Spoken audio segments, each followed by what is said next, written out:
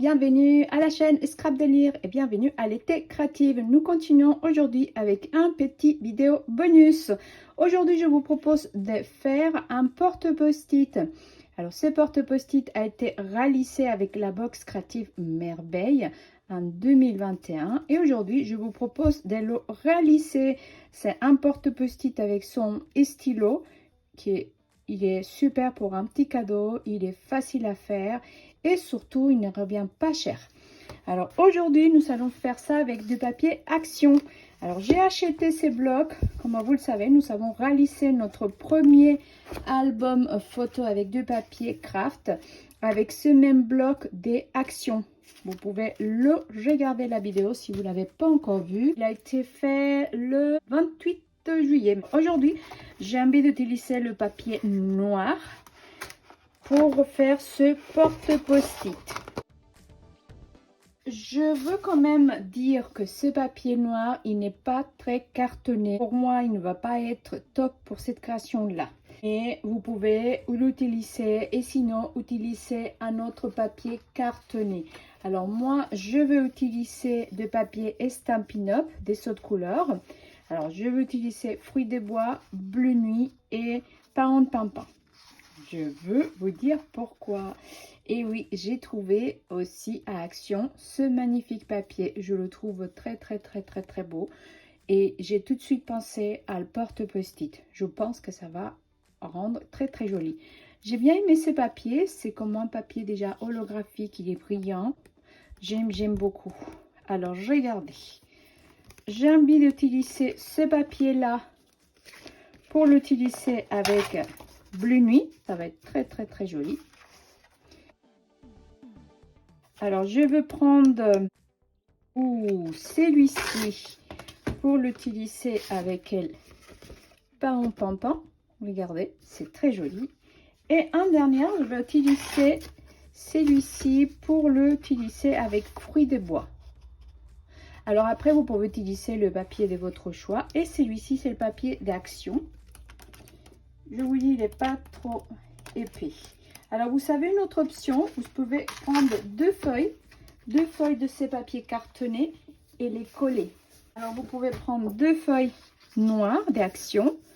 Bien les coller, si c'est possible, avec des doubles faces. Et il va être beaucoup plus costaud pour le porte-post-it. Alors, mais vous faites quand vous voulez. Alors maintenant, je vais vous montrer, on va réaliser un porte-post-it ensemble. Après, je vais vous montrer les autres. Alors, avec une feuille A4, vous pouvez en faire deux. Alors, pour cela, je vais prendre mon coupe-papier des Stampin' Up qui coupe et qui plie en même temps. Alors, pour cette création, vous voyez, j'ai toujours mon petit... le petit gabarit. Alors vous allez couper, vous laissez la page à 21, c'est une feuille A4, mais on va couper à 13,5. 21, 13,5. 21, 13,5. 21, 13,5. Et nous allons plier à 9, à 10 et à 11 cm.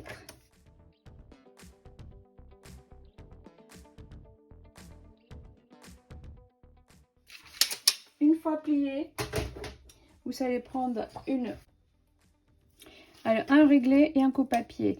Alors là, vous allez faire une marque à 3 cm, 3 cm, on fait une marque à 4 cm, on fait une marque à 9, 5 cm et à 10, 5 cm. Alors là, ici, maintenant, vous allez couper avec un cutter et nous allons couper les deux lignes au milieu bien droit de là où on a fait les plis. Ok, je coupe ici, je coupe ici.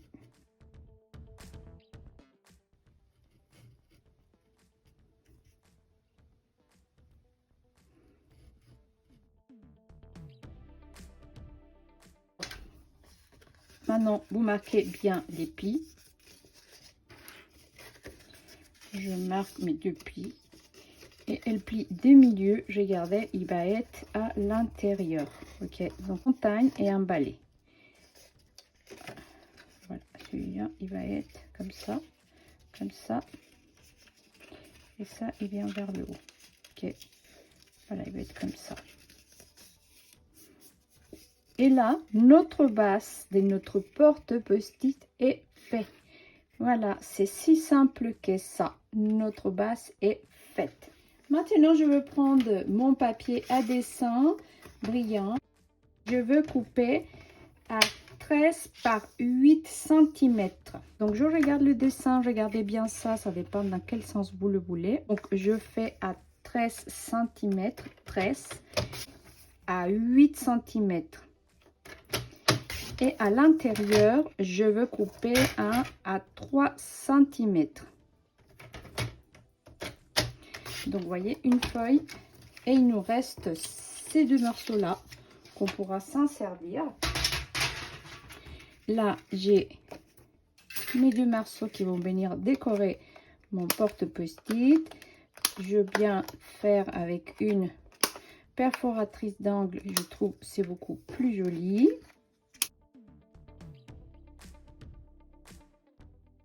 Et nous faisons aussi ici, les coins ici, ça va être joli.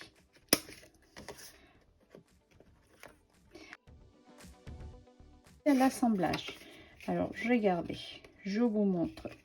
Je ouvre, il est comme ça ma base. Alors là, pour pas vous tromper, dans la partie fait 10 cm, c'est là où vous allez coller cette partie là. Regardez, on va ouvrir et je veux mettre de la colle ici.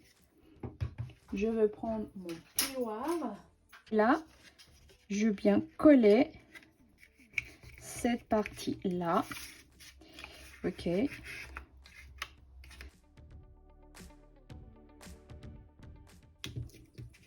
Ok, soit, hop, regardez. Soit vous faites ici, vous appuyez fort à l'intérieur. Il faut utiliser une bonne colle, hein. Et après, vous pouvez bien appuyer ici. Alors, notre porte post-it est presque prêt.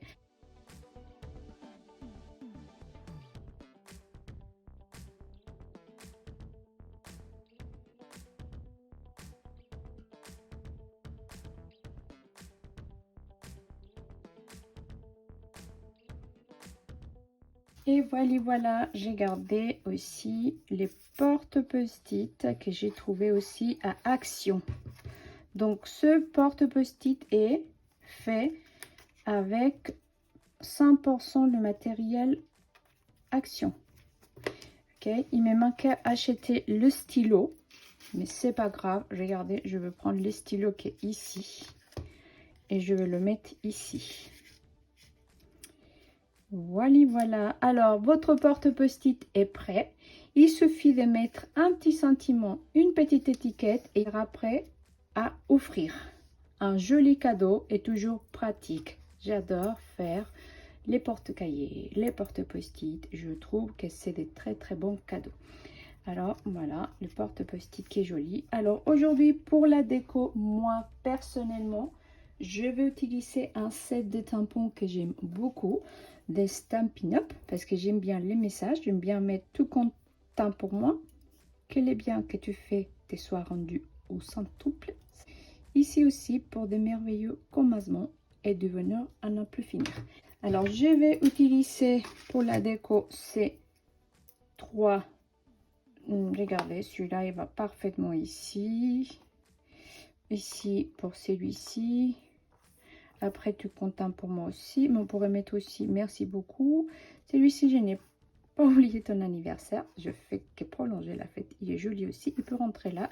Et sinon, mieux ici. Une personne absolument magique. Celle-là, je l'aime beaucoup aussi. Il est très joli. Donc, allez, on va utiliser ces deux tampons, ces trois étiquettes et c'est parti. Alors, voici, j'ai fait mon étiquette ici. J'ai fait double fois. Maintenant, je vais prendre ma memento. J'ai pris tout content pour moi. Je vais venir le tamponner ici, hop. Et il va venir se mettre ici. Oups, j'ai touché Alors après, je peux mettre une petite fleur ou pas. C'est comme vous le voulez. Hop. Et j'ai gardé. Celui-là, il est un petit peu raté parce que je l'ai touché. Alors, j'utilise beaucoup la Memento parce que c'est un encre à séchage rapide. J'ai mis double face. Vous pouvez le mettre au milieu.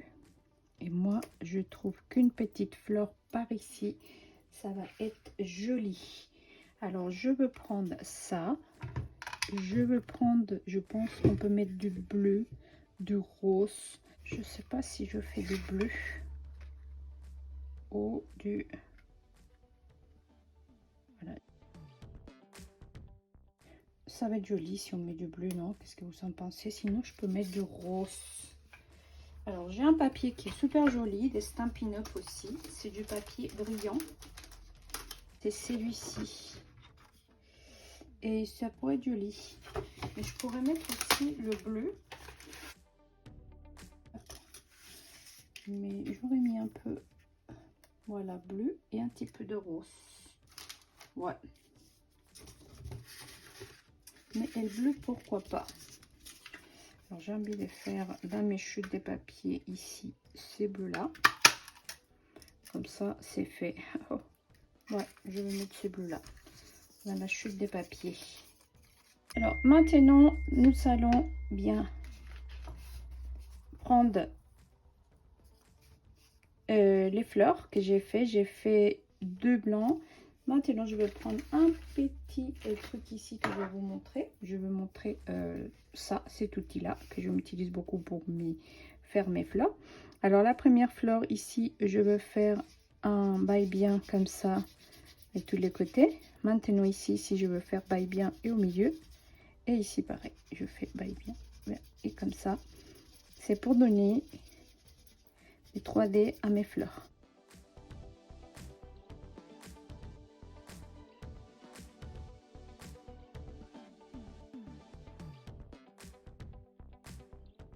Je vais utiliser toujours la même chose, les essentiels effet blanc laqué. Je vais mettre un petit point. Et regardez, ma fleur est prête. Alors moi j'aime beaucoup. On va la coller.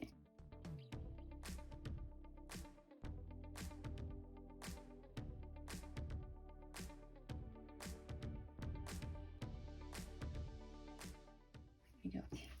Et maintenant, bien mettre un petit point nacré. Regardez pour faire le petit... Oh, j'ai fait trop gros. Bah, ça va. Et on va laisser sécher. J'ai gardé. Hop. Donc, mon premier porte-post-it est fini. Maintenant, je vais vous montrer les autres. Et vous allez voir comme ils sont aussi jolis. Alors, ça, c'est le noir. Celui-ci, regardez, j'aime beaucoup. Je veux mettre ça. Celui-ci, fruit des bois, hop, je vais mettre ça. Toujours la petite fleur, on peut venir la faire. Et le bleu, celui que j'adore, c'est celui-ci. Je l'adore. Tout content pour moi. Il est vraiment magnifique celui-là. Parce que j'aime bien les fleurs. Vous voyez, c'est très joli ces fleurs. Et mes fleurs bleues et roses. Alors, vous savez, hein, pour les fleurs, je fais toujours pareil. Il faut en faire 3. Je crois que je vais faire bleu, le rose et le bleu. Oui. Oui, oui. Pour ça, vous avez besoin d'un petit tapis mou. C'est bien mieux. Ok, là, par exemple, c'est bien mieux. Avec ça, le premier, je fais un baille-bien d'un droit en bas, des côtés et d'en bas. Dans le deuxième fleur, je fais elle bas et bien.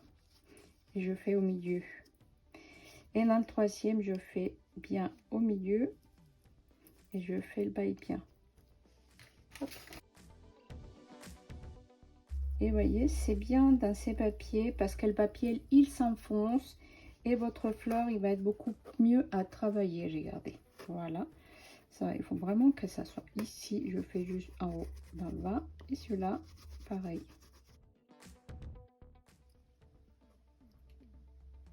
Ma fleur, comme c'est joli.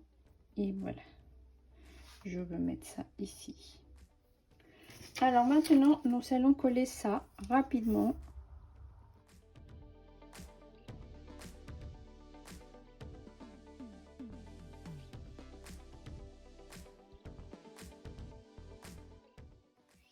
Et maintenant, pareil, soit on fait un petit point. Je vais faire pareil, hein. Oups, j'en ai fait trop. Hop, et on va laisser sécher. Le deuxième, on va mettre aussi le porte-post-it. Bien regarder le sens.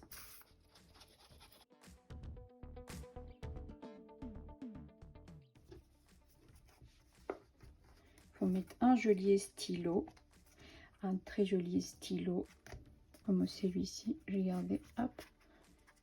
Maintenant, hop.